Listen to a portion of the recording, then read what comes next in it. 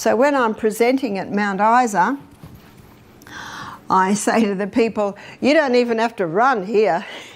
All you have to do is walk up those hills. So it's whatever it takes to get your heart rate up and your breathing increased. When I started to do this, because reading the book, it's such an inspiration to read it. He says, when you start implementing this, we're not going to be able to hold you down because of what it's going to do for your body. So I couldn't wait to try it. Now, when I got to 22nd, I'm running up a hill.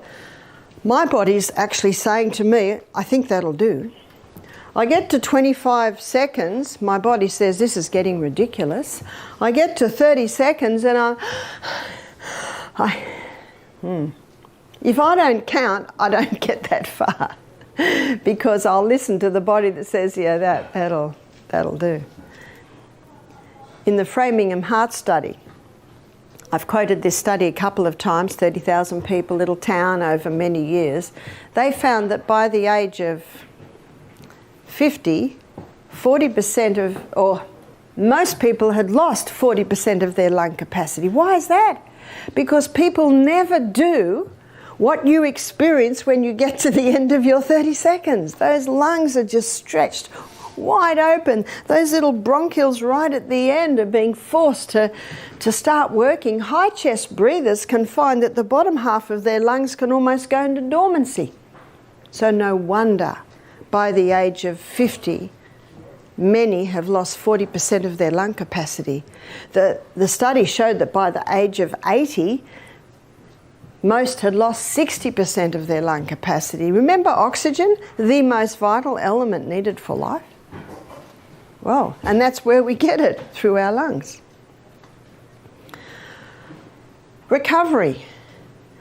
Your recovery time is your indicator of your fitness. Dr. Al Sears, in his book PACE, he's considered the exercise doctor. His book is a bestseller. What does PACE mean? P is progressive. This is progressive. The more you do it, the stronger you will get. I don't know whether this has ever got easy. It's certainly easier than when I first started. But it's the recovery time shortens. So your recovery time is your fitness indicator. So PACE is, P is progressive. A is acceleration. You are accelerating. This is no gentle stroll. You're accelerating. So when Michael and I are running up the hill, we don't talk then. He's way ahead of me because his legs are about 4 inches longer than mine. I say to him, you must love running with me. It makes you feel like an Olympic runner. So you are accelerating. And C is cardiopulmonary. So cardio meaning the heart muscle. There's one way to strengthen the heart. There's no other way, and that is exercise. So exercise strengthens the heart. I'm going to give you a story to illustrate. My son Peter, about 10 years ago when he was 25, he was training for a triathlon. So he was running up and down the hills behind Brisbane. That's where he lived at the time. Now he's a tiler, and he was dismantling an old vanity unit that had a big chip off it, huge chip, and it was from about the 50s, you know, those old ceramic ones. He got it out and he didn't realise how slippery it was, and it fell and it hit his ankle. In fact, I think if he hadn't have had a bone there, it might have taken the whole foot off. And the blood hit the roof. And he called out to my son, James, my elder son. James!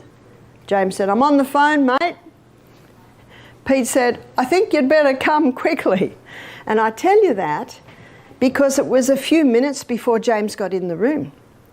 And when he got in the room, he said this little bathroom, the whole roof and walls were sprayed with this most lovely decoration of blood, little sprinkles.